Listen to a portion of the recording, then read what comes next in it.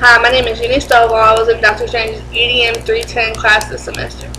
He wanted us to do a reflection video of our semester, talking about the things we've learned, and of those things which we're going to take with us into the classroom and which ones we're going to abandon.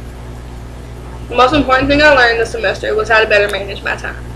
This is an independent learning class where we actually only meet in the class with the teacher a few times during the year.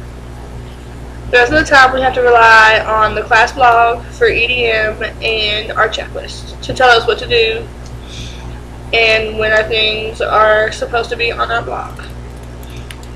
The independent part scared me in the beginning because I've always been a really bad procrastinator.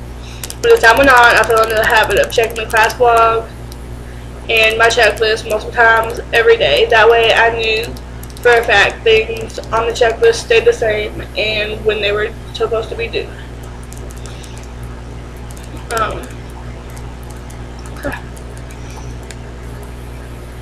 The other part of time management that's really important in this class is the 9 hours a week he warned you about at the very beginning. I, of course, didn't think it would take 9 hours a week to get all my work done and then, make sure it was right, but it does. I was scared that, I'll edit that part out. I was scared that I wasn't spending enough time on it. And during all my free time, I would work on EDM. That's all I would do anytime I wasn't working on any of my other classes. But then I learned that if I take my time with it and don't do a rush job and just put in the work that I know it takes to do the assignment, then it will take the 9 hours. Next thing I want to talk about is group work.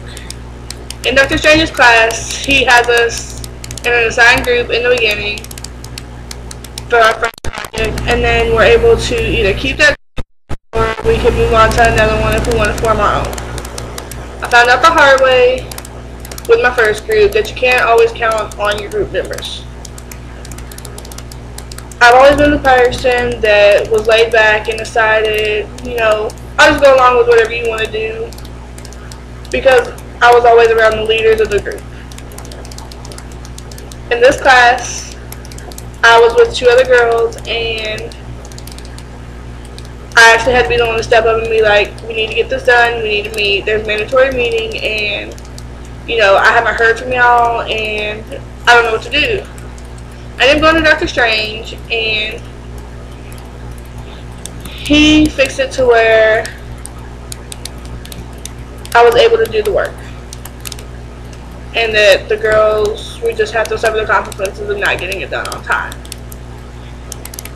In the second group, my friend actually invited me to join her group because she knew what happened and she'd actually helped me with the first assignment. And she didn't want to see that happen again.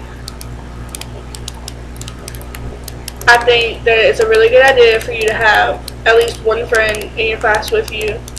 That way, in case something like this happens, they've got your back.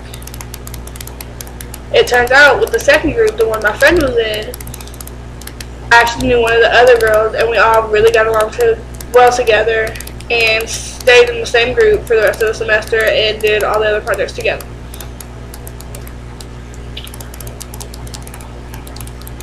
A really big part of this class is the comments. There are comments for kids, comments for classmates, and comments for teachers. I love to comment on the children's blogs from around the world. It let me see how students from all over the world have begun to use technology in their everyday classroom and how much the classroom has progressed since I've been in an elementary class. For the teachers' blogs, I was really scared to comment on it first because I didn't want to get a comment back or an email telling me that my comment didn't make the cut and wasn't being put on their blog. And of course, for the comments for classmates, it let me see how the other students in this class wrote their blogs, and it helped me judge for myself whether the work I was doing was right. And it helped me grow because I saw other people's blogs and I was like, I want to write like them.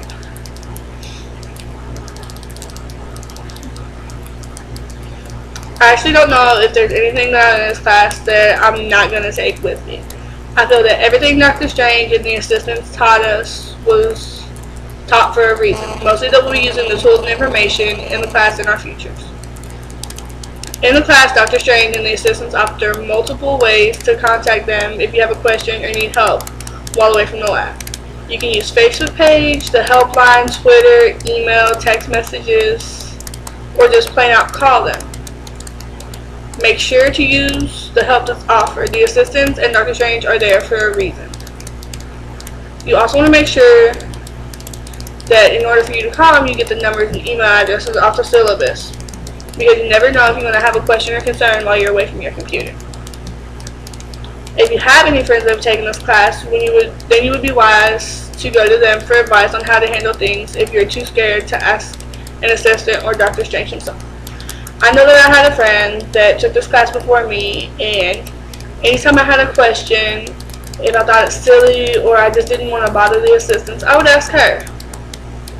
And she would answer my questions, she would make sure that I was doing the blog post right, and she would give me feedback on it before I posted it to my blog itself.